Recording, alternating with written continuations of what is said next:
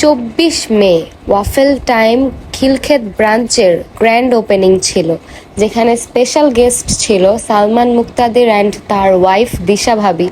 আমরা তো সবাই যাই, গিয়ে তার জন্য ওয়েট করতেই থাকি। গিয়ে দেখি এত পরিমাণে মানুষের ভিড়, মানে মনে হইতেছে যে খিলক্ষেত এলাকা বাদে আশেপাশের এলাকা থেকেও প্রচুর মানুষ আসছে সালমান ভাইরে দেখার জন্য। আর ফাইনালি তারা চলে আসে 6টা 44-এ, যদিও 6টায় আসার কথা।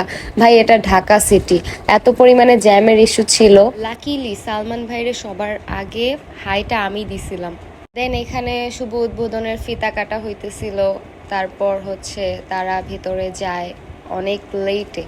সবাই দূর থেকে সালমান ভাইয়ের ভিডিও নিতেছিল, আমিও নিছি। মাঝখান থেকে আমার অনেকগুলো ভিডিও ক্লিপ নেওয়া হয়নি, কিছু ডিলেট হয়ে গেছে। মানে কালকে যে কি হয়েছে কি বলবো, মানে এত পরিমাণে একটা হ্যাসেল গেছে সবার উপর দিয়ে। ফাইনালি যখন তার সাথে সেলফি তোলার টাইম আসে, সবাই তো সেলফি তোলার জন্য মানে হুমড়ি খেয়ে পড়তেছিল, কেউ ভালোভাবে সেলফি তুলতেই পারতেছিল না।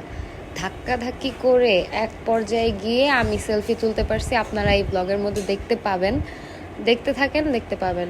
ওই যে দিশা ভাবিও ভিডিও ক্লিপ নিতেছিল লুকায় লুকায়। কি করবে, সবাই ভিডিও ক্লিপ নেওয়া নিয়ে ব্যস্ত ছিল এত পরিমাণে।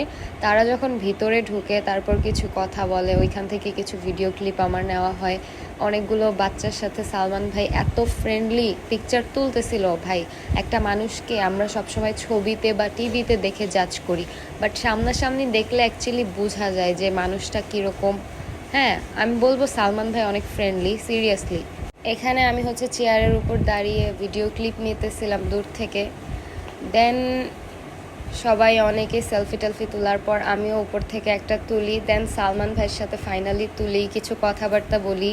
আর এখানে বলে রাখা ভালো, অনেকে আমাকে ফেসবুকে ইনবক্সে তারপর মেনশন দিয়ে সব জায়গায় আমাকে ট্যাগ করে বলতেছে, সাফিয়া রাত্রি এটা কি তুমি, এটা কি তুমি? ইয়েস, ওইটা আমি ছিলাম ভিডিওতে। ফার্স্টে যে মেয়েটাকে দেখানো হয়েছিল ওইটা আমি ছিলাম, সাফিয়া রাত্রি। আপনারা ঠিক ধরছেন। আমার ফ্রেন্ড লিস্ট থেকে অনেকে বলছে, বাইরে থেকে অনেকে স্টোরি দিয়ে মেনশন দিয়ে সব জায়গায়, ইনস্টাগ্রাম, ফেসবুক, টিকটক সবাই বলতেছিল। এই ব্লগটা সবার কেমন লাগলো অবশ্যই কমেন্ট করে জানাবেন।